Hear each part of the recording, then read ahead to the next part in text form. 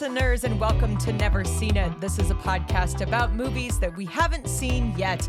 I'll be your host today. My name is Betsy, and I'm here with Trent. Hey, everybody. Hey, everybody, indeed, because it is the last Sunday of May. It is the final installment of Biggest Movie May.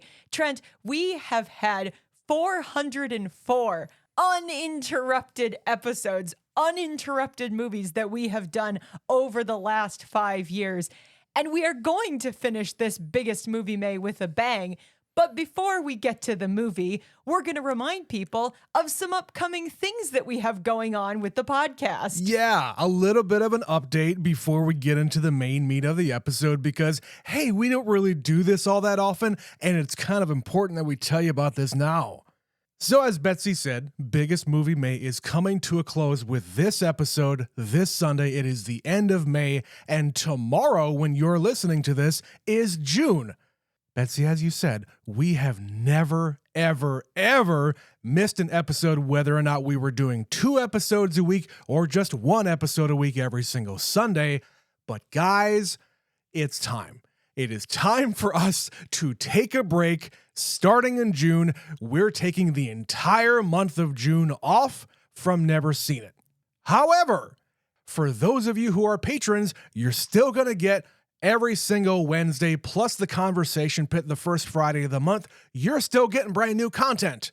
But for those of you who are not currently patrons, we got a couple of treats for you. Number 1, every Sunday in the month of June, we're going to be putting out a full episode from the first year of Never Seen It on Patreon. It's coming out from behind the paywall, as they say. Yeah, from behind the curtain, we're going to let you guys know, not just a preview, these are going to be full episodes from our Patreon shows. We can't have you missing us that much. We need to give you something in the month of June. Again, it'll give you an idea, give you a taste of what we've been doing over there, at least for the first year of Patreon.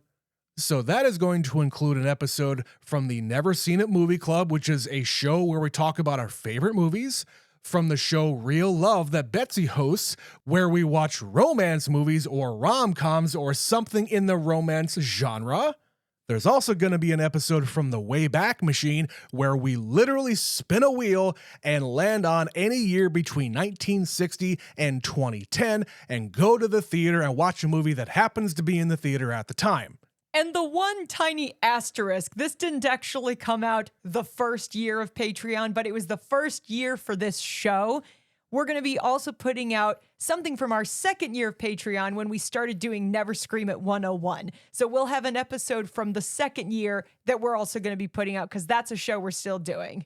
We've changed the lineup a little bit since the first year. Right. And also included in here is going to be an episode of our Conversation Pit show where Betsy and I just have a topic to talk about and just, talk for a while. It's a conversation. And finally, just for fun, we're going to throw in an episode from our box set show where the first year of Patreon, we covered 4 different trilogies. We're going to throw in one of those just for fun. And we're not going to be gone for that long. You'll have plenty of that to listen to in the month of June, and we'll be back in July, but you got to wait till the end of this episode to find out what we'll be doing in July. And just to incentivize everybody out there to go to Patreon and sign up, starting today, May 31st, there's going to be a sale on our Patreon from now until the end of June. So go to patreon.com/neverseenitpod to sign up today to get access to every single piece of content over there. But with that out of the way, Betsy, why don't you go ahead with the episode? So as we said, this entire month, this is the biggest month of movies that we have ever done. And we started this entire series with The Godfather. So we're making it a sandwich because we are doing the second installment, arguably an even bigger movie than The Godfather. We're going to be talking about The Godfather Part II. Because you can't watch Part 2 without watching Part 1. No. So Trent, I have seen The Godfather Part 2 exactly one time. I watched it soon after I watched the first installment, and I have not rewatched this movie since that time. This will be your first time watch. You're obviously very new to The Godfather, so you do have a pretty recent memory of what that movie is about. But jumping off of that movie, where do you think this sequel is going to take us? Oh, God. So we were kind of talking before we hit record here just to get, okay, let's lay the groundwork here. We got Michael Corleone is running the family now. His brothers are all dead except for Fredo. His sister is alive, but the sister's husband is now dead. And now Michael is really getting into the business of what the family was up to, and he has started to lie to his wife about the business and what he's been doing. So at the end of the first movie, he fully transformed into the Dark Michael, as we referred to him. Yes. But I also know that Robert De Niro is in this movie as well. And if I'm not wrong, his portion of the movie is a flashback when he is playing the Don before he becomes the Don. Am I right? You're not wrong, Trent. All right then. All right then. Because I know that these two actors don't actually interact with each other because they can't. Not in this movie anyway. No, The Godfather Part II is a sequel, but it is also a prequel. Yeah, I know the character of Don Corleone is one of those iconic characters, and you maybe are curious to know how he became who he became. But I'm really curious here now that I know that I'm right, and this is going to be how it is presented. It is going to be Michael's story kind of juxtaposed with the Don story before he maybe goes to America. But like how these two characters, how they're going to be weaving the stories back and forth. Is it going to be, you know, part one in the part two story and then part two is later on? Do they swap back and forth? Is there a way that the audience really knows what they're really looking at? I don't really know. What you do know is they take their sweet time with it, because this movie clocks in at 3 hours and 20 some minutes. I mean, Francis Ford Coppola is not known for his brevity at the very least. And I'm sure there's a whole lot of content in the book and the source material here that he is working on. So all the questions in my mind right now are how he, as the director, is going to be presenting these two kind of parallel stories more than what the actual story is or the plot is, because honestly, Betsy, I don't know anything about what happens in number 2. And as we talked about in our episode for The Godfather, you can go back and listen to that one. You already kind of knew things about these two movies, but couldn't distinguish which one the stuff was coming from. So there's probably some things you already know that you know. You just thought that they were in the first one. They're actually in the second one. So those things will be revealed today through this watch. Yeah, but I'm also going to know some things about part 3 that are not going to be in part 2. So again, I'm going to have to go through the same difficulty, let's say. But I mean, Betsy, how could I not be excited to watch The Godfather Part 2? This won Best Picture, if I'm not wrong. And yeah, it is just like the dark middle chapter of this trilogy of movies. And yeah, let's go watch it. Yeah, as I said, I haven't watched this again since that first watch, so I will be curious to see how I also feel about this one. Let's wait no more. We're going to go and watch The Godfather Part 2, and we will be right back.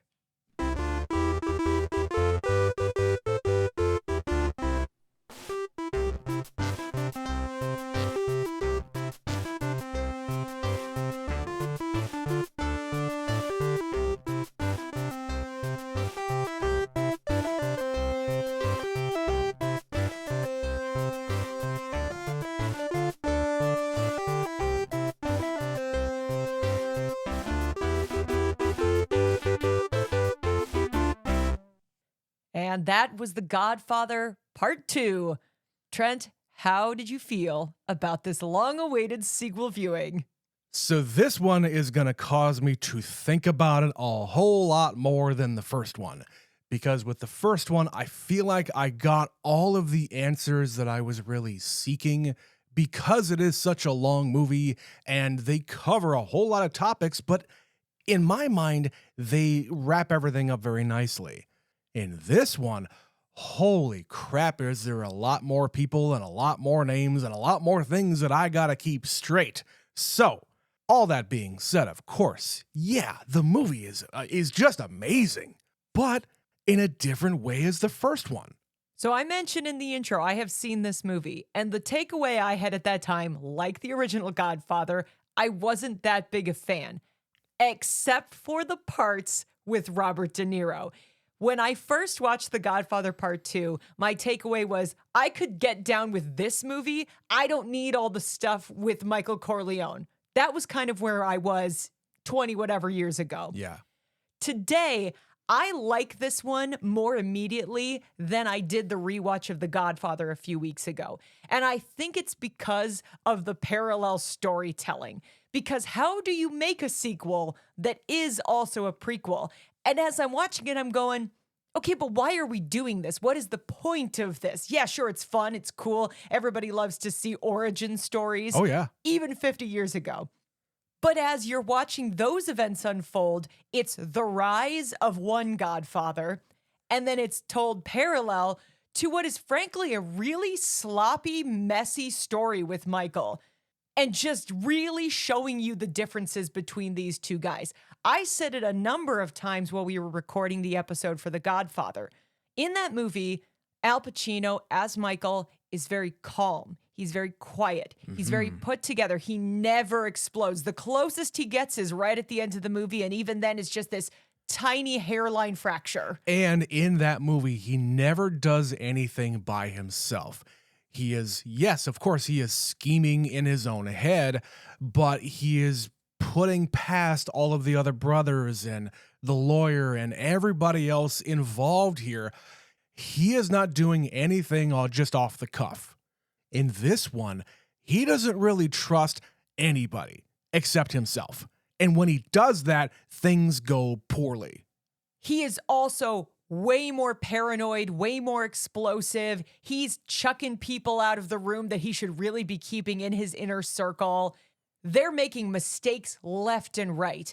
And of course, you're watching this entire story of his father unfold, and he has these moments of, Dad did all these things for the family, but is it possible that being strong and having this strength will actually drive your family away from you, that you'll lose it all? And that's how the fucking movie ends. He is sitting there alone. There's one final flashback at the end of the movie that does not involve Vito. It involves his children.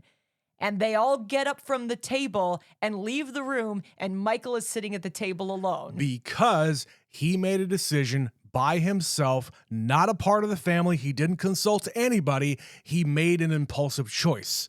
Now, of course, that's your life. You can do it, whatever it is that you want, but you are a part of this family too. We have plans for you, and I think that's really what it comes down to. Michael Corleone wants to be his own man. He doesn't necessarily want to go along with what his father has planned for him and anybody else has planned for him. He wants to be his own man, and that's admirable. But you gotta look at the situation that you're in and really realize this is kind of your only option if you want to keep a part of this family at all. You can't have it both ways. You can't have 1 foot in the family and 1 foot out of it. You're either in or you're out. And he says, I told you I'm going to make this family legitimate. He told his wife in the first movie, we're going to make this family legitimate, and it's going to take 5 years. But at the beginning of this movie, she says, that's what you told me. It has been 7. And he says, I know, I'm trying. But there's always something else. There's always something going wrong as he is just scrambling, pulling all those strings, trying to keep this shit together. And he is also trying to use the shortcuts that his father did, because his father had the cops in his back pocket. He's got the judges in his back pocket, and Michael is trying to get a senator in his back pocket. It's the difference between building the empire yourself and inheriting the empire. And Michael inherited it, and he's doing an okay job. But as I said, it's so sloppy. There are way more mistakes in The Godfather Part II. You see what a mess all of the remaining family members are. His sister, he made a widow at the end of the first movie. She has already been remarried and divorced once, and now she's getting married again. And she says to him, I hurt myself just to hurt you because it's the only way I know how. Fredo is a dumb fuck up, and he has a much larger problem in the second movie without going into major spoilers at this moment. His marriage is falling apart. Kay is like, I see what you are, and I don't like it, and I'm going to put a stop to this. In more ways than one. because that scene with her confronting him for the first time in this movie anyway, she says, "I've been seeing you fall down here and I just can't be a part of this anymore." To the point where after the first attempt on his life in their bedroom, we know that she is pregnant. And instead of going through with it and dealing with the problems and just being, Don Corleone's wife, she decides to end the pregnancy. What I'm really curious about here is where she decides to do it. And, she decides to do it and she actually does it while he's away, which is, I guess, just part of the entire snowball effect of all of the consequences of being married to this guy. And there's some great moments where she's not even acting, like she's not the focal point of the scene, but she's reacting to things in the background. So in that sequence, after there's been an attempt on his life, she kind of is holding on to her kids and just looking at him. And that's kind of the moment where she's just like, I almost died in that room, and Because I know of him. And my kids almost got killed too, yeah. I know it's because of you, and I just made a decision in this moment to do this.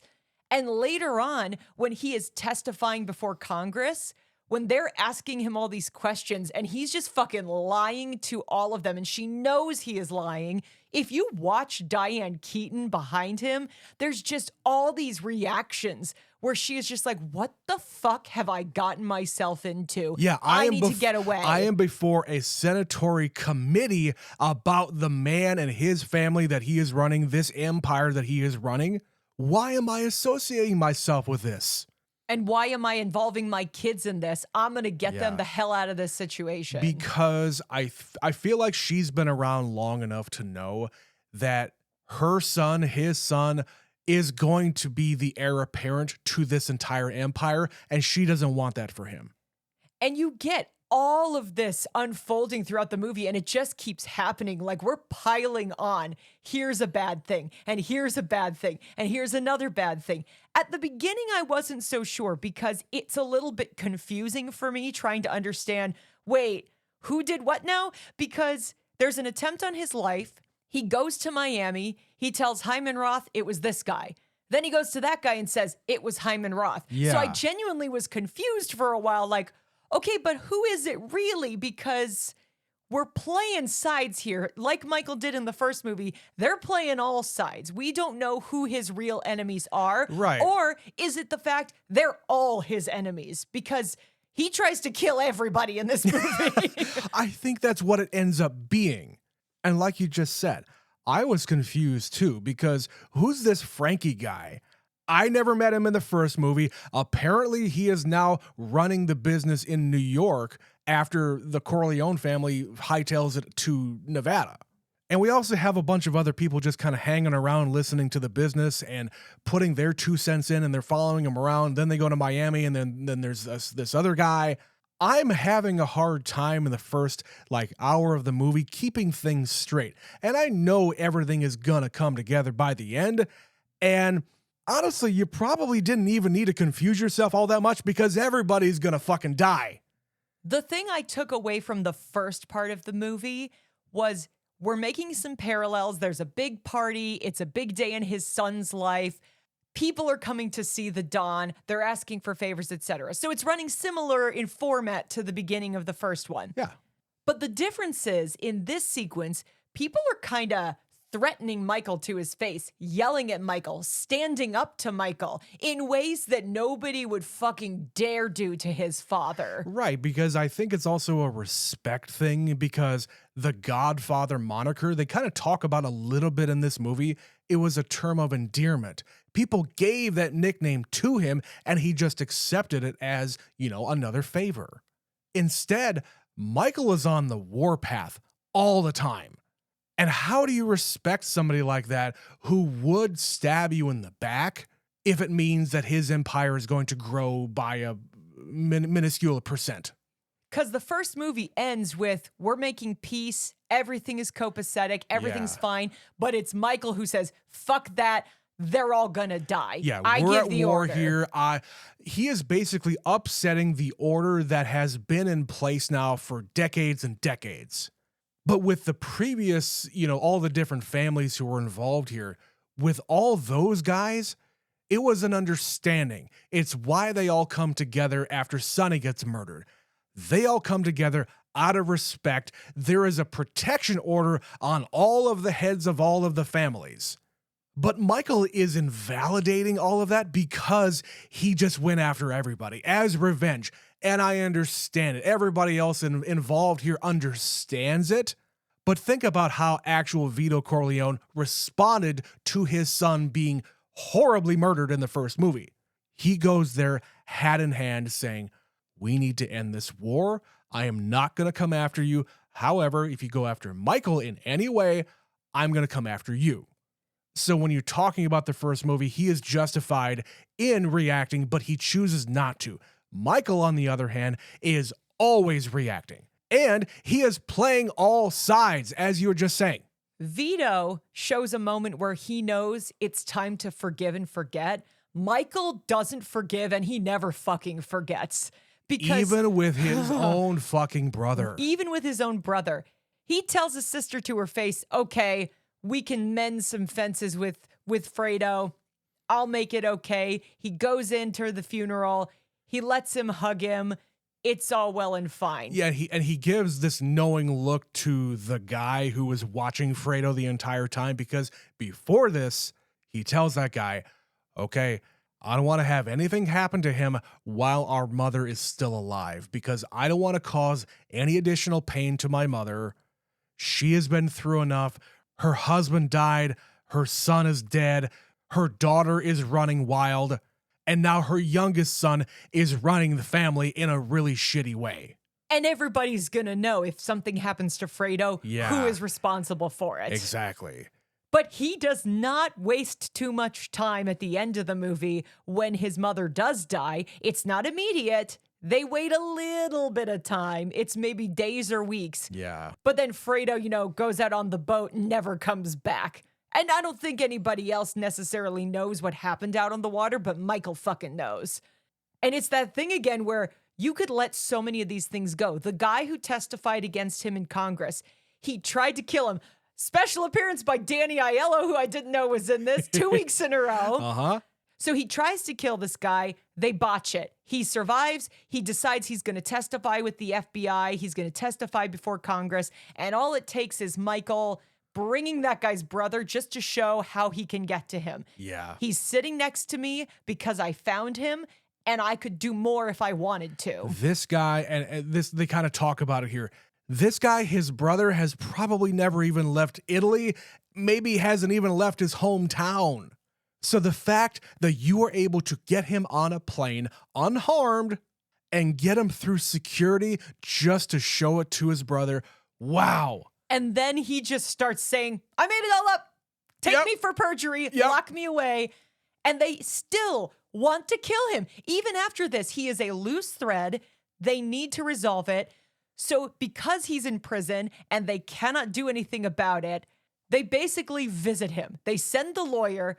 Tom goes, and they have one of those, are we saying what we're saying kind of conversations. Yeah, and I think if there's anything in this movie that I have the biggest question mark by, it's that scene, because they keep on talking about the Roman Empire. As men often do, Trent. Of course, I've heard this. But this is also right after Robert Duvall sits down with Michael, and Michael is calling him out, saying, I know that you had an interview to be taken away to be the vice president of one of the casinos out there that is not one of our casinos. Also, by the way, I know you have a mistress. And Robert Duvall's character is taken aback, saying, what are we doing here? Why are you attacking me in this way? I've always been loyal to you. I'm the one guy in this fucking place that has never said no to you. Yeah, like, and he's not saying, how dare you? He's not trying to rise above his position here. He's hurt, and I could feel his hurt. Michael has a very strong way to hurt Tom repeatedly. Right, but again, the scene at the prison happens right after that, and I feel like Robert Duvall is saying it without saying it, in that, you know what? This might be the Roman Empire, but even the Roman Empire falls. So I feel like his character knows that Michael is kind of a loose cannon here and is not on the level, but he's continuing to do his job here. He's continuing to be sent out on all these errands and get them done, and he's still really good at it. He basically knows this might change. Things might change, but for the moment, Michael is still in charge and Michael wants you dead, but we can still, you did us a solid by lying and perjuring yourself in front of the Senate committee. Yeah, he knows that he's an old man. He's not going to get out of here. And while he's in there, his family is suffering because he is not getting paid. So, as a trade, Robert Duvall says, you know what? We'll take care of your family, but only if you're not around to be a threat anymore. And he says it in a much more flowery way because he's talking about the Roman empires and the princes who were, I guess, I don't really know a whole lot about the Roman Empire. I'm a bad man in this case. But he says something about like the lieutenants and the princes, the people who were below the emperors, they just killed themselves and the families were able to be, they just killed themselves and the families were taken care of by the emperor. They basically say it without saying it. This is what we want to have happen. You continue to be a threat by being alive, but you also did us a favor, so we're going to do you a favor. Right. And if you do this, we'll make sure your family is taken care of. But yeah, Michael could have let that go. He doesn't let it go. We also get the scene with Hyman Roth. Hyman Roth has fled the fucking country. He was in Havana, then he's trying to get sanctuary in Israel. He wants to be a citizen there. Then he's trying to go to fucking South America. Nobody will take this guy because they know he is a bad man and the United States wants him more. Here's a question. Do you think that using his connections with that senator, that Michael somehow got his passport revoked and forced him to come back to America? Do you think that that was him? I think that is highly likely, given that they framed the man for murder. I think he'll do anything for that family now. I didn't think about that until just now. Yeah, I think that there's definitely a possibility, and he's just one that we know of. He's one senator. Right. Doesn't mean they don't have more. But look at what they did to him. At the beginning of the movie, he's pointing a little toy cannon right at Michael saying, you're going to fucking pay me and I'm going to squeeze you. Yeah. And I know you don't have to, but yeah, you kind of fucking do.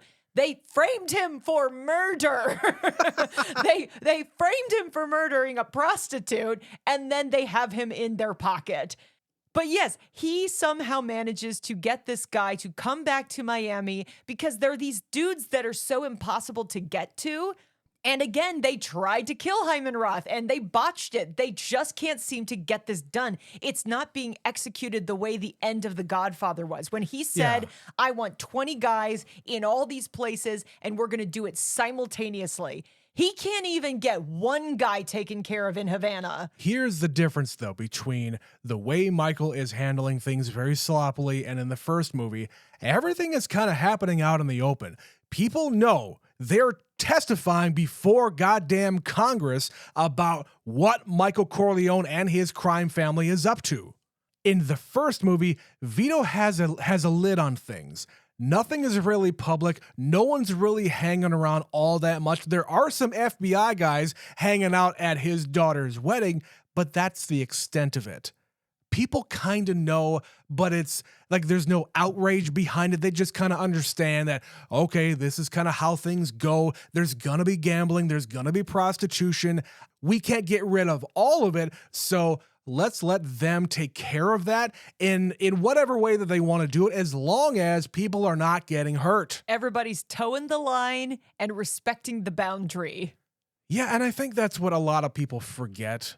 You are never, ever gonna get rid of things that are illegal. If people want to do drugs and buy prostitutes and everything else like that, they're gonna do it. They're gonna find a way. Money finds a way to every opportunity. But because Michael is doing it so openly and everybody knows when these guys get murdered, unless you're completely out of the loop, you know who is responsible.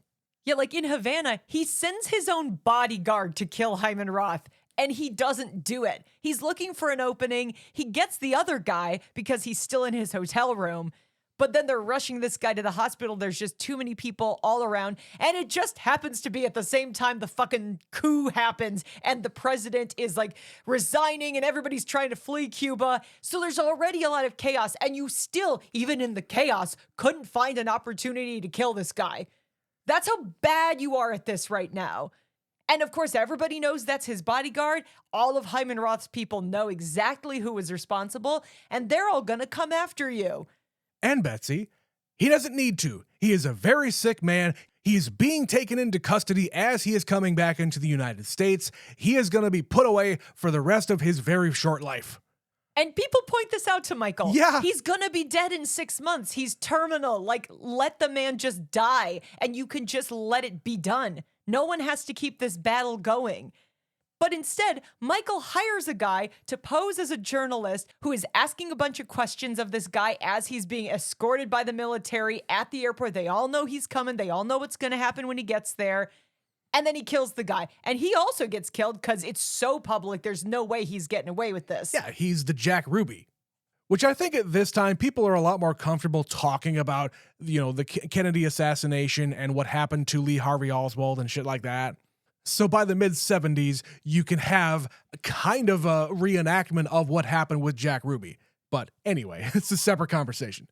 But all of this is happening through the entire movie, and you're just going, Michael, what are you doing, man? What are you doing? Because everything is falling apart around you to the point that at the end of the movie, it's just him. It's just him. Fredo is dead. His sister still is like kind of trying to have a relationship with him, but I'm sure it's going to change once she knows what the hell happened to Fredo. Right, yeah. She's coming back there to say, hey, is it okay if I'm going to be hanging around closer to home from now on? Basically, I know I fucked up and I want to try to make it right. And this is her knowing that nothing has happened to Fredo, and maybe she is the only person who can get through to him, because she was the one who said, hey, could you find it in your heart to forgive Fredo? She's also the one trying to maintain a relationship with Kay. Like she says, Yeah. is Kay coming to the Is Kay funeral? coming? You're right. But that's another moment where Michael is just like, I do not forgive and I do not forget. When he sees Kay there, doesn't say a fucking word, just slams the door in her fucking face. Wow, yeah. Like, this guy is a piece of shit by the end of the movie. Yeah. And we have many, many more moments like that we can talk about. This is probably going to be another supersize episode because it's a massive movie. But first, we're going to take a break. We will come right back and talk a lot more about The Godfather Part II. Are your ears tired of the same boring podcasts? Is the wait until the next episode of Never Seen It too much to bear? Then why not try Never Seen It premium content? The exclusive episodes on patreon.com/neverseenitpod take care of those hard-to-clean areas in your mind. It can handle dramas, romance, horror, and so much more. Use Never Seen It premium content during dental work, while skydiving, or even in your car. It's even gluten-free. So what are you waiting for? Try patreon.com/neverseenitpod today.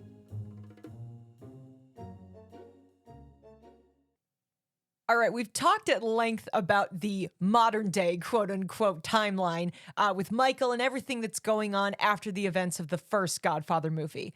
But the thing that makes Godfather Part II distinct is that it is a sequel as well as a prequel. So let's talk about the entire section starring Robert De Niro. What did you think about that parallel storyline? So I kind of knew that it was going to be included in here because of Robert De Niro and who he is. And I know that he's probably not a part of the family in any kind of way. You didn't really know exactly who he played in the movie? I kind of figured that he was going to be the Don in some capacity. So I put two and two together and figured, okay, I guess there's going to be a flashback. I just didn't know it was going to be this fully fleshed out. And before I go in and talk about what I thought about it, one of the things that I read in the IMDb trivia really kind of blew my mind here. This section with Robert De Niro is actually from the book. However, none of the rest of the movie with Michael and all of the storyline having to do with Vegas, none of that is from Mario Puzo's book. That part is all original for the sequel, but Mario Puzo did help write the screenplay again. He did, yes. So he at least had a hand in, okay, if I were to write a sequel to my book, Right. what would it look like? So you see my fascination with that fact. But as far as the actual section itself, I'm kind of wondering, and I want to have this out here. I'm wondering if it even needs to be here. Because I know we had the conversation early on when we're talking about the parallels between how Vito got his start and Michael got his start. And, you know, it's a big relationship between father and son and things like that.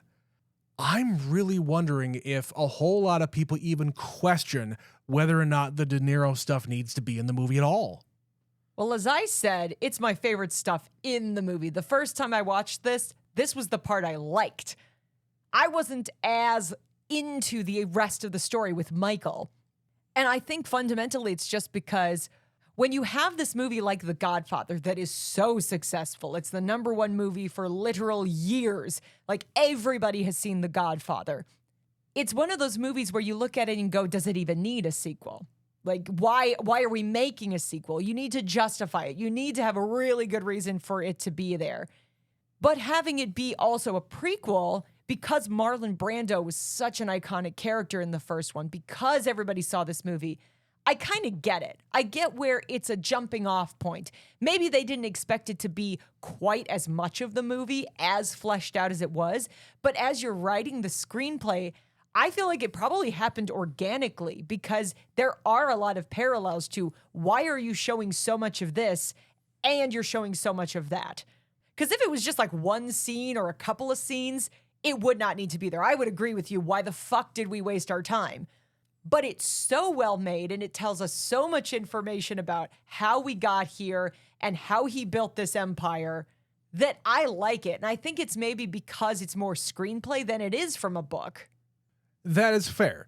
But I have another question. Do you think that the young Vito story would have been better served as its own movie rather than it being a parallel story with Michael after Vito dies? If you asked me that 20 years ago, I would have said yes. But now that I've seen as an adult this movie, now I'm less inclined to say that because I do think they go so hand in hand because of the structure of the story. I agree with you. And this is the reason why I feel like if they went there, whether it be right after the initial Godfather came out or whenever they would have put it out, no matter what, I feel like the movie would have felt like Solo. Because you're trying to make so many jokes about it, like winks and nods to the first thing. Exactly. All of the famous lines that came out of the original Godfather, they do one of them in these flashback scenes. But only one. But There's only really one. only one. We mostly just see how did we build the empire. And maybe it's just because famously, Francis Ford Coppola is obsessed with the Roman Empire. Cough, megalopolis. I think that's probably a personal affectation, something that he just really wanted to build that idea, literally and figuratively. I just wanted to have that conversation because those are the thoughts that were going through my brain. Why is it here at all? Yeah. What is the purpose of it? Now, the one thing that I would say really, really is apparent here is the different styles by which each Don is conducting their business. Specifically, when that old woman comes to him and she's saying the thing about, well, I'm being kicked out of my apartment because I had a dog. I wasn't supposed to have a dog and blah, blah, blah. In my mind, knowing what I know about the first movie and what Michael has been doing in the second movie, Don Vito goes after bad people. He only goes after bad people, or he goes after people that are honing in on his business. Michael, however, he goes after everybody. Whether they are honing in on his business or if he thinks that they're a threat to him, Vito goes after these bad guys who are doing bad things to good people. Michael goes after people who have wronged him. Vito goes after the people who are fucking up the neighborhood, fucking up his family, fucking up his business. And that's how he is building that empire from just this one street to the entire borough, you know? Now, don't get me wrong. he also holds a grudge, but frankly, it's just over that one guy who killed his mother and father and brother. That one you understand. That's personal. He held on to that for 30 fucking years until he had built himself up from the ground and came back and got right up in his face. And that was a grisly fucking murder. Oh, yeah, he ripped him open. That was a gnarly way to die. But you're right. The rest of the time, he's like, I don't like this guy in his white suit acting like he's better than everybody and demanding we pay him when he doesn't look like he does a fucking thing. No. We are all working ourselves to the bone. I'm a fucking immigrant. I came over here at 9 years old on a boat alone, and look what I have done for myself. I've got a wife. I've got kids. I love my family. I've got my friends. We're starting this questionable business, but it is a business. And this guy thinks he can just come and bully me, and it's because no one is standing up to him. No one else on this block, no one else in this neighborhood is gonna say a word. They're all too scared. They're all immigrants who are afraid of being like sent home or, ruining the good thing they're trying to build here. Yeah, and one of the things that guy was threatening Robert De Niro with is, I know what you're doing. You're stealing dresses and you're selling them for whatever price. I'm going to tell the cops about you. That's the threat. And he finally just has enough of it. And he's like, no. And he just decides one day to kill this guy. And it's an extremely memorable sequence. And here's the deal. When it comes to Vito, he's just a little hoodlum. Whether he's a little kid or this 25-year-old shit. He's scrappy. He's scrappy. When we see him up on the rooftops, he futzes around with the bricks, and that's where he has hit a gun and a towel. He improvises his way into the largest empire of New York City because he's scrappy, because he has to be. He also creates the vacuum and places himself at the head. Again, you think people on that street don't know who killed that guy? Everybody knows. And then he makes sure everybody knows that they can come to him. And he keeps saying, no, I don't need your fruit. Take the money. No, I insist. It's a gift. Yeah. Thank you. I will remember you gave me fruit, sir. Later on, I'm going to pay you in advance for this lady's rent and you can't kick her out. You can't. You know what, though? Go around and ask people about me. And that guy fucking figures out pretty fast by asking a handful of people, this is not someone you want to fuck with, and throws himself at his mercy. Like, here's the money that you gave me. The rent won't stay the same. In fact, I'm going to lower the rent. And he just sits there doing fuck all. He's just looking at him with his finger on his face, listening to his requests. And he says, $5. Doesn't react. $10. Then his hand comes out and he shakes it. And the dog stays. Like, don't forget. That's the quiet power of Vito Corleone. Yeah. Betsy, that is my favorite scene in the movie. It's when that landlord comes in there hat in hand again, begging to not only give his money back to him, but also say, the rent stays like it before. I have heard that line outside of this movie. I cannot tell you where. It's a chef's kiss kind of a line delivery. Apparently, that guy is a famous Italian comedian that was cast for this landlord part. When they locked the door in the movie, I read this in the trivia, when they locked the door in the movie, the actor himself did not know that they were going to do that. But Coppola wanted to see him improvise how he is going to react to the door being locked behind him. And he is already in this moment of, I am so apologetic. I am so sorry. Please don't hurt me. Please don't do bad things to me. I had no idea who you are, and you have my utmost respect. And then also, I can't get out of this door. Get me out of this fucking room. It's great. It's a great way to really see what he's going to do and to reflect how much power Vito has already gained on this little neighborhood. Yeah, and again, you said soft power. That goes along with what I said about how Vito is conducting himself and his business. He is going after the people who are making things shitty for the neighborhood. He is trying to improve the neighborhood, which is why at the very, very beginning of the first Godfather, he says, why did you go to the cops? Why didn't you come to me? I'll set things straight. Why would you bother going to the cops? You know they're not going to give you justice. I will. And through this entire sequence, we get to see how he became the Don of this area and how he built all this respect and how he got to be legitimate enough. Like they show him, Yeah. here is his olive oil business and these beautiful silver cans, and we're over here with his entire family. We also get to see, once again, I said it in The Godfather, Michael is clearly his favorite. After he fucking kills that guy, when he's had enough, he uses a towel as a silencer and his fucking arm is on fire because the gun blasted through it. He just goes home to his wife and kids who are enjoying the parade. With pockets full of that other guy's money. And he picks up Michael and he says, I love you so much, son. I love you. I do this all for you. The rest of the time, he is almost always holding Michael. Anytime you see him in the rest of this flashback. So when I said in the first one, Michael is clearly his favorite, they do it again here. Yeah, you had something. And again, it's going back to the differences between these two characters. We were just talking about how Vito conducts his business as favors. It's not about money because money comes from the businesses, the legit and semi-legit businesses. But how you actually get things done, how you move heaven and earth is through favors. You have to know the right people. You have to have the right people under your thumb, but not in a way that is like physically threatening. But that threat of physical violence is present. And I think that is, again, going back to what you said about soft power. Yeah, of course, Vito is going to get his revenge if you fuck him over. He'll wait 30 years to do it. Yeah. But he'll do it. But that's the difference. Michael, he doesn't do the favor thing. At the beginning of the movie, when the senator is in there asking for a bribe, very explicitly, not only is he not going to ask for a favor in exchange for even the standard price of the permit, the 25 grand.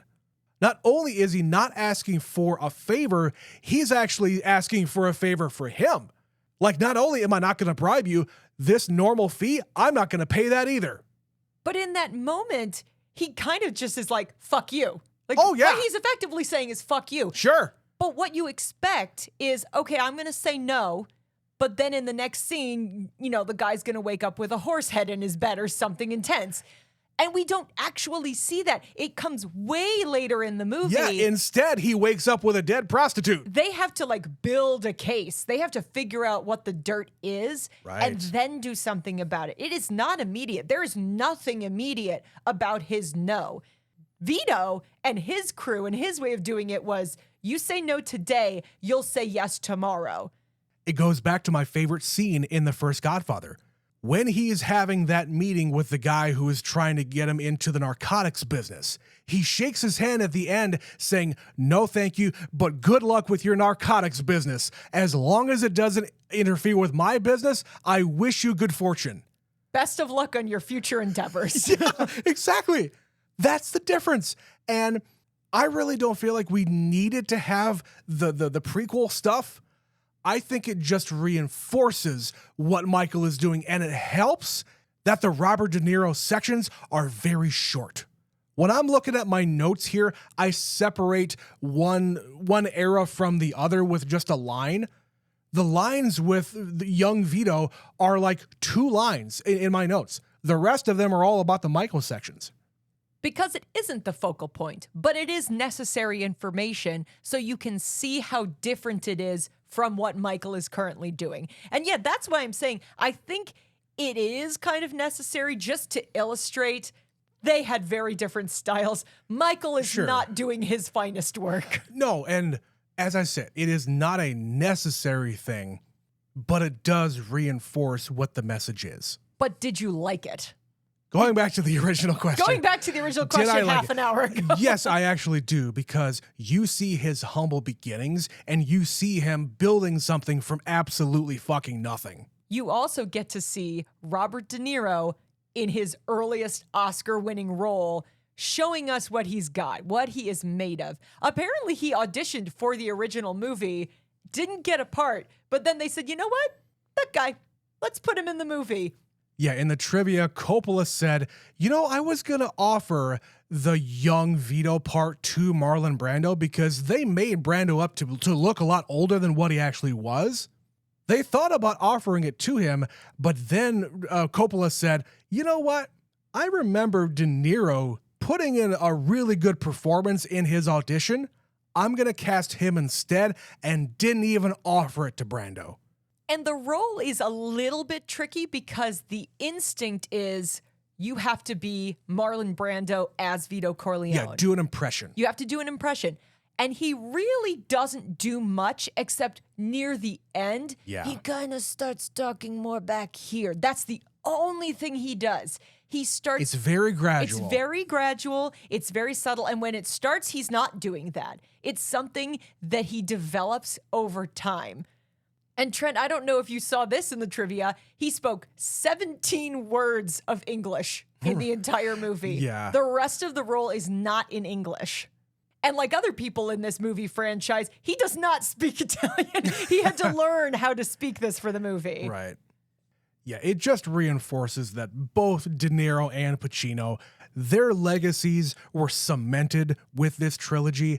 And in later decades, they're just kind of echoing what they've been doing here. And Betsy, I know that I could not stop thinking about Scarface, especially in the sections where he's just sitting in these rooms, in these offices, in these giant mansions by himself. Sulking in his chair, Yeah. effectively. Yeah, because that's what he does in Scarface at the end of that movie. You also, as I said, get the more explosive Al Pacino in this Yes, one. yes. That moment where Kay is looking him in the eye and saying, I didn't want to have another one of your children. I didn't want to bring another son, another Corleone into this world. Yeah, that's what got him. Yeah, she knows the words to say in this moment that will hurt him.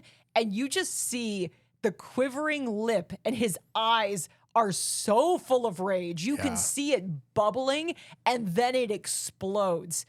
That is the biggest moment, but there are so many more where he is just losing his grasp on the calm, cool exterior. But really, it doesn't happen that often. I counted 4 times in this movie where Al Pacino really comes out. But that's about 4 times more than in the first one. It is. We paid special attention in our first episode to say, Al Pacino is not the loud, yelly guy that he is in all of the other movies that we know him from. At no time does he do it in the first movie. But it just confirms that he has strayed so far from where he was in the first movie to where we are today. Well, we've already talked quite a bit about Al Pacino. We've talked about Robert De Niro. I want to take a moment to talk about John Cazale because I mentioned it the last time. I'm going to mention it again. This is 4 of 5. We have now covered 4 of the 5 movies he made in his entire career. And good God, they're just such bangers. And he didn't have much to do in The Godfather, but he had a lot more to do in The Godfather Part II. Yeah. And he has a really great scene with Michael where he basically lays it all out. I'm your older brother. You are my younger brother. And everyone thinks I'm dumb. I'm not dumb. I'm smart. And I can do things. And I can be a part of this family. And I can be responsible. All you ever do is send me off to do these menial tasks. Fredo do this. Fredo do that. Yeah. When all I want to do here is help my family. And if that's how I can help my family, then by golly, I'm going to do it. But you guys need to treat me better. I'm not dumb. I am smart. But the problem is he follows that up saying, oh, I ran into Johnny and he told me I could get something for me. Basically, Right. In that moment, he's not thinking of the family. He is thinking of himself. Yes, there's a part of him that thinks that by doing this, it will help the family. But because he is not being let into the family, into what the business deals are, into what everything else that is happening with the business, he doesn't have those details. So him saying, oh, well, we could use your help and there'll be something in it for you. All he heard was the second part. Right. He just heard, I have an opportunity here to be Fredo, man of the family. And it fucks everybody. The entire movie hinges on that incident that happened off screen before the movie started. And I feel like, did you figure out before it was confirmed that it was Fredo? Did you suspect Fredo, or were you going, like, why do they keep showing Fredo? I'm glad you asked that because in the intro for our first episode for The Godfather, I said there's going to be a betrayal and his name is Fredo. And I just got the two movies mixed up. I knew that there was some kind of thing with Fredo where he was going to betray the family in some way. I didn't know how. I didn't know why. And frankly, I still don't know why, except for the fact that what you just said. He wanted to feel special, and he wanted to get something special for him that nobody else got. But as Michael said, like, dude, all you needed, if you wanted something, all you needed to do was ask. You're my brother. And if you didn't want to have anything to do with these jobs that we give you, then fine. You don't have to do them. You get a free pass, man. If you want to be with your wife who's drunk all the time, do that. But you keep saying that you want to help the family, and this is how we say that you can help. But they also show how powerless Fredo is, like truly powerless. He cannot even control his own wife. When she is drunk and kissing men on the dance floor at his son's first communion, this is quite an elaborate affair, quite an elaborate party for that child. He can't get her to stop. And she's just like hitting him and yelling in his face, and he can't get it done, so the other guy has to come and get it done. Right. Michael sent me over to say, if you can't handle her, I have to. And he says, okay, go do it. Because he's just that guy. He is never going to stand up to even his own wife. He's never going to stand up to Michael. And he just sort of accidentally lets things slip. When they go to Havana and they go to this club, he's the guy you go to for a good time. He's been in Vegas. He loves this party lifestyle. He's the one who found this random club in Havana. And when somebody says, how did you hear about this? He just slips and says, oh, that guy told me, who he just met 10 minutes ago. And Michael clocks it. But this is the moment where he knows that it was Fredo. And I don't even think Fredo fucking knows it was Fredo. No, I don't think so. And that's what's so sad about Fredo's story.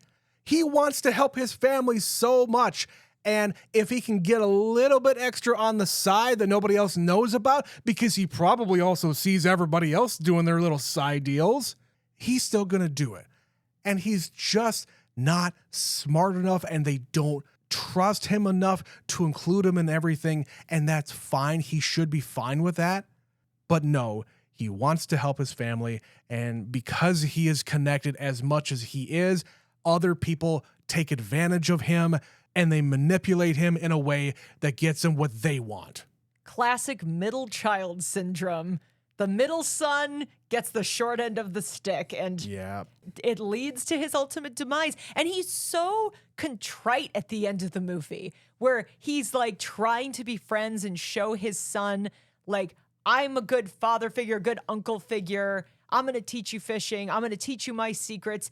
Everybody else on the fishing trip didn't do anything, and I was a winner. This is the one moment in my life I was a winner while everyone else lost.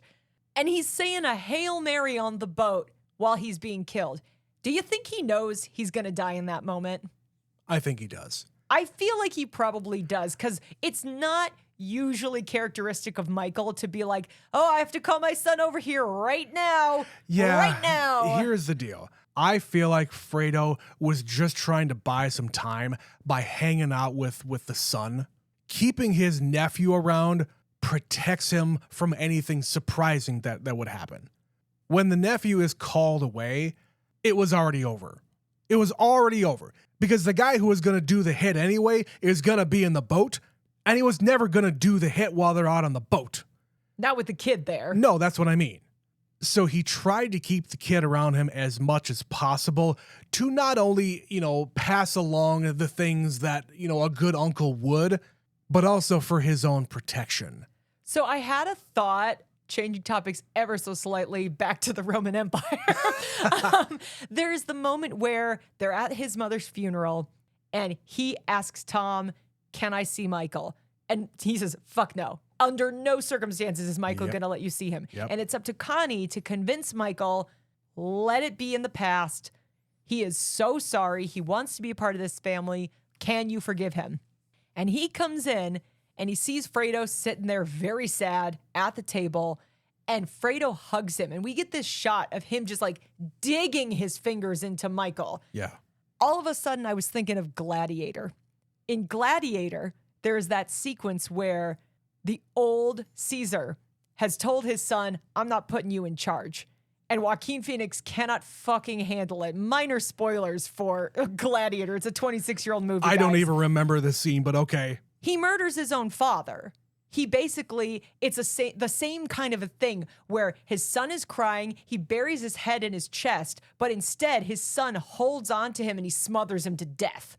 And there was that flashback to that moment where I'm like, is Michael gonna kill this guy in the middle of the fucking room? Because he had that kind of look in his eyes. And I just wonder if maybe Ridley Scott took this tiny little moment and brought it into Gladiator when he did that. Maybe. I don't know that he did, but it's what I thought of because that hug is so intense and full of so much emotion when you can't even see his face. The only face you see is Michael's. And he doesn't look very pleased in this moment. He's doing it, but kind of begrudgingly. Yeah, at no time did I feel like, oh, Michael's a changed person because Connie talked to him. It's possible. It is possible that he can mend his ways, but I feel like he is just too far down this road that because he's been pushing everybody else away, that it is just too far gone. And by the very, very end of the movie, when Fredo was out on the boat and Michael knows what is going to happen out on that boat, he's completely lost. All of his family is dead. His wife has left him. He never has any time for his children, which is a difference between him and his own father. His own father was there all the time for his kids. It was all about the family. Yes. We sat and had dinner together. We saw each other at all of the family things all the time. Family, family, family. Yeah. The last scene where they give us that little scene at the table where, oh my God, James Caan, he's alive again. And it's before the war. They're talking about Pearl Harbor has just been bombed. Yeah, it was like the day before. America is getting involved in the war. And he's saying something about all these schmucks enlisted, 30,000 guys just ran out the door. And Michael just casually says, you know, I did that. I dropped out of college and I joined the Marines. He didn't ask anybody. He didn't consult anybody. They all say, why didn't you talk to us? We could have gotten you out of it. You could have been a draft dodger, basically. Well, Vito had already done that. He had pulled all the strings in order to get him out of it. To make sure he didn't have to. Right. But Michael insists on living his own life. He needs to do it his way. He is not going to do it Vito's way. He is not going to do it anybody else's way. And what does it get him? It gets him alone. But in this moment that we're talking about, when he's listening to Robert Duvall say these things about, you know, me and your dad, we've got so many plans for you. And Pacino pipes up and says, you talked to my father about plans for me? Why am I not talking to my own father about plans for me? And this is another one of those moments it feels like he remembers this conversation. Yeah. He remembers this about Tom. Yeah. Which is why he's such a dick to Tom at different points of this series. Maybe he doesn't even know he's doing it, but I feel like you remember things like this when you're a guy like Michael. Yeah, totally. And I also really appreciate here when those two have a meeting by themselves, when he says, I'm leaving and I'm leaving you in charge. You are the only person that I can trust to run this thing while I'm gone. And I know that I've kept you out of this, but kind of for your own protection, because I'm kind of going off script a little bit. This is not how my father was running the business. This is how I'm running the business. So I'm protecting you, my stepbrother, basically my brother. I'm protecting you from what I am doing. But now I need you. And in that moment, he says, you're my brother, you're my brother. He refers to him as such. But then look how he treats his blood brother, his genuine brother, Fredo. It's like, I wouldn't buy too much into being called his brother because look what he did to his biological brother. Yeah, and that kind of comes back to the overarching message of what Michael is doing here. He is playing all sides, all of them. Family, friends, enemies, everybody. Everybody can be his enemy, and he is treating everybody as if they are his enemy. Even the people closest to him who he should be able to trust because they have been there every step of the way. Yes. Even them, he can't let them in. Yeah, it's a good movie, Trent. It's a good movie. It's a great movie. Do you have any other moments we haven't touched on before we get to the facts and figures? I only had a few things here. First of all, I feel like Early on in the movie, when we go to the thing for his son, there's a band playing some music, and Frankie is up there complaining, "You got a whole band up here and nobody is Italian," and he gets them to start playing. He's trying to get him to start playing an Italian song, but then it just turns into them playing Pop Goes the Weasel. Because they don't know the Italian song. No, but my point to that is, this is just another example of Michael not having everything nailed down. Vito's daughter's wedding was planned to the fucking T. Nothing was out of place and everybody was having a great time. Maybe they should never have left New York. That probably would have saved them a lot of trouble. That probably would have been better. Atlantic City is right fucking there, buddy. Open a casino there instead. There you go. Next one was just kind of a thought. I thought that the wife was going to have a bigger role in this movie, period. Because of how the first movie ended with Al Pacino lying to her face, saying, "Everything that you heard, it's a complete lie. Everything here is legit." I figured there was going to be a lot more with her, and she's barely in the movie. But when she is, she packs a punch, Trent. Definitely. Last thing. This is just kind of a curiosity of mine. I'm just going to say this now. We're not covering Part 3. There's no surprise happening right after this. We are taking a break. We are taking a break. We're not doing Part 3 right away. But just watching this movie makes me really, really curious because I know Part 3 didn't even come out until what, the 90s? 1990, I believe. Jesus. Why is Part 3 so hated? Was it because they covered everything that they needed to in this movie and there's nothing left to say? Or was the movie just really poorly made? Did you have to drag it kicking and screaming into the daylight because it's been 16 years since we've done a Godfather movie? Yeah, just let it lie.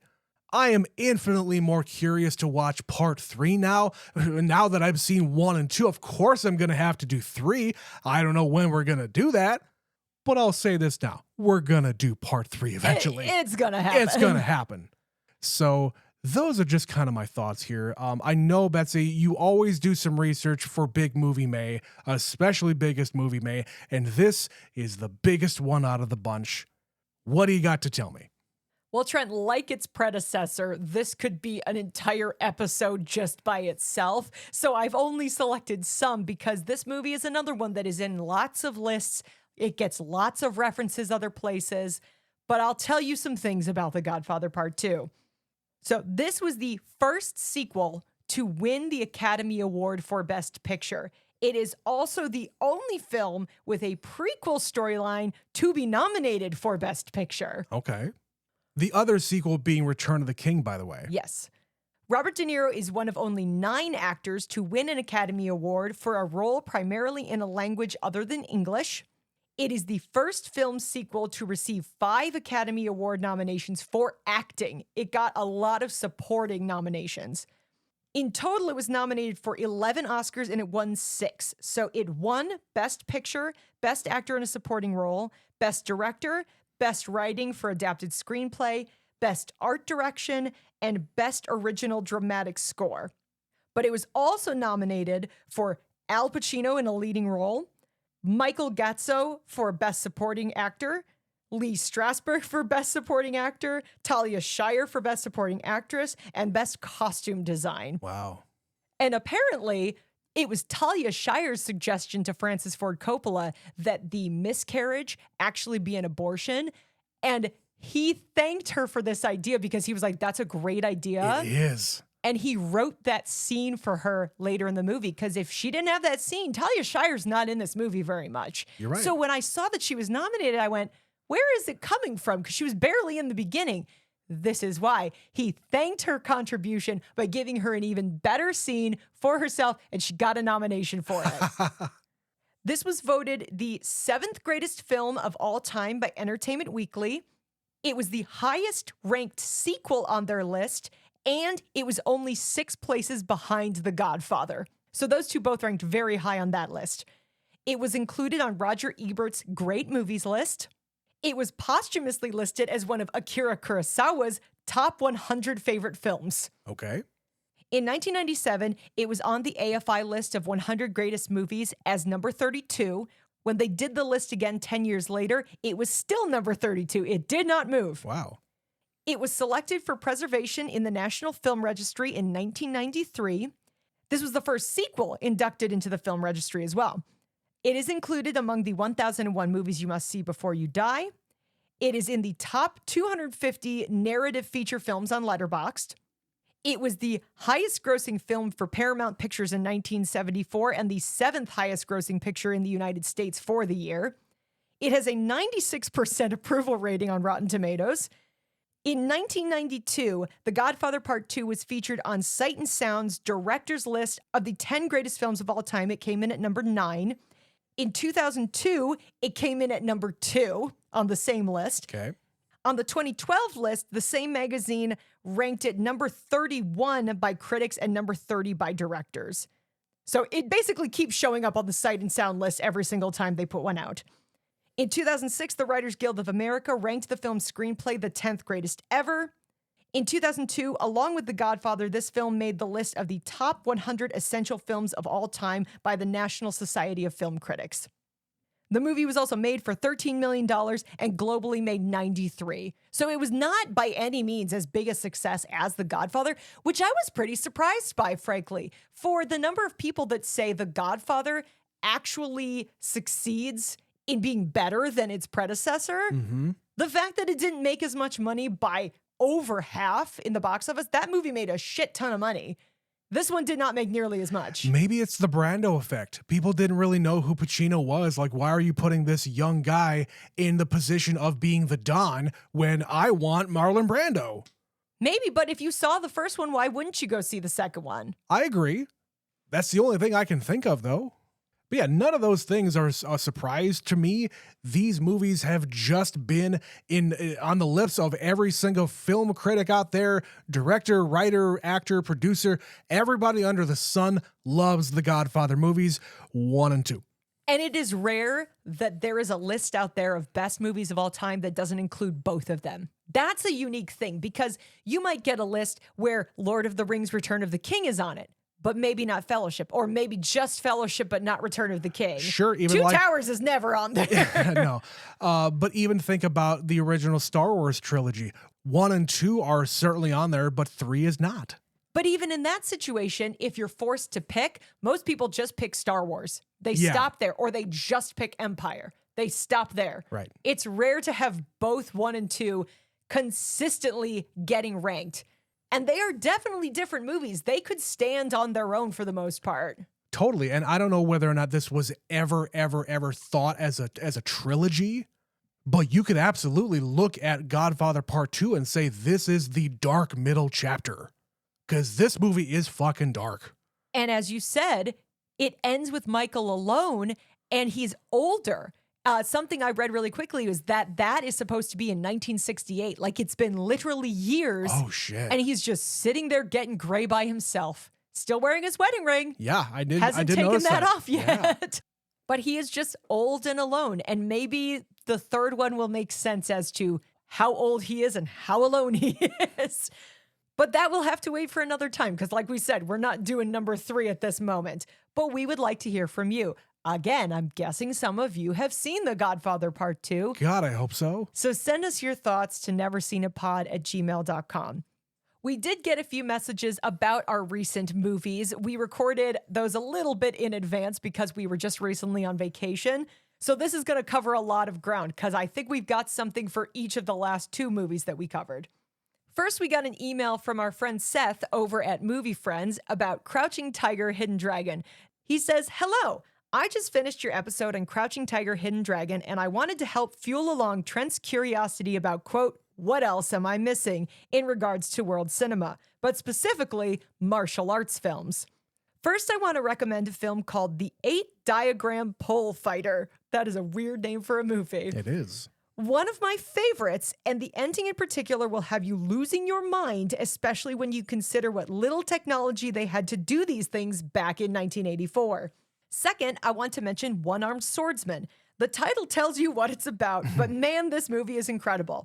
Unlike action movies in the West that unfortunately still struggle to sell female action stars to audiences, Eastern martial arts films have a long history of female characters being just as strong and adept as fighting as the men. Crouching Tiger, Hidden Dragon continues that tradition, and as you mentioned on the show, helped pave the way for Uma Thurman to become most people in the States' introduction to a female martial artist lead. Keep up the good work, from Seth. Thank you, Seth. Yeah, I haven't heard of either of those movies, but I'm definitely going to put them on my radar now because I trust Seth's advice and opinions on this matter. Yeah, and as I said in that episode, I put the call out like, hey, what else am I missing? Because this movie, yeah, there's not a whole lot of things that we knew about it in advance. We just knew it was going to be a fun action movie. But the plot, the story, it had some substance there that I was not expecting to be there. Again, you just have to get over the hump of the subtitles, and you will open up an entire door of opportunities to watch incredible movies. If you can sit through the parts of The Godfather that are in Italian, you can watch an entire movie in Italian. There's a lot of it. There's a lot of it. The Godfather Part II is like half in Italian. Come on, kids. Get with the program. But thank you, Seth, for that email. We also got a message from Blake about Mulholland Drive. A road that we were just on. Yes, we did manage, while we were in Los Angeles, to do the Mulholland Drive scenic route and then go up to the overlook. Yeah. It was a very windy road and it was stressing me out, but it was fun to do. Yeah, sure, fun for you. Sure, fun. But here's what Blake said about that movie. I think Mulholland Drive was the movie Lynch had been working towards his entire career. All the ideas about dreams and nightmares and how to put them on screen. He was able to synthesize all of it into a perfect movie, one of the best ever made. While a movie like Inland Empire and a TV show like The Return are probably more, quote, Lynchian, Mulholland Drive is where he was able to take all of his ideas, make it all make sense for the audience, and is by far his most accessible dream logic movie. Have it all make sense to the audience. Blake, I'm gonna need you to reevaluate your stance on that. You totally understood everything about that movie, Trent. Well, now I do. Now that I've actually driven on Mulholland Drive, I was granted the skill in order to understand that movie. We now. have unlocked all the secrets, but we can't share them with any of you. Oh no, I'm so you sorry. got to sign a waiver. You can't reveal what the real meaning of Mulholland Drive is. But he continues. Naomi Watts gives one of the all-time great screen performances, which makes sense if you believe the stories that she was days away from flying back to Australia, ready to give up on her Hollywood dreams before getting the audition. She knocks it out of the park. Club Silencio is one of the greatest scenes ever filmed. It's hypnotic and scary, and you can't look away. It's just a perfect movie. Undoubtedly Lynch's masterpiece. And again, that message is from Blake. Thanks for sending us those thoughts about that. And then he followed up with some other further recommendations about the body of work for David Lynch. So I think you and I have some more homework to do because we're still just scratching at the surface of what this guy did. Believe me, I have a lot of interest in continuing on with a lot of David Lynch movies.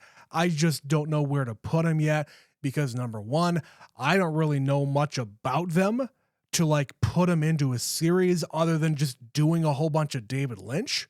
But we included Mulholland Drive because it is, I mean, very much considered one of the greatest movies of all time. So that's why we watched it. So thanks again to Seth and Blake for sending us those messages. If you'd like to be like them, you can email neverseenitpod@gmail.com.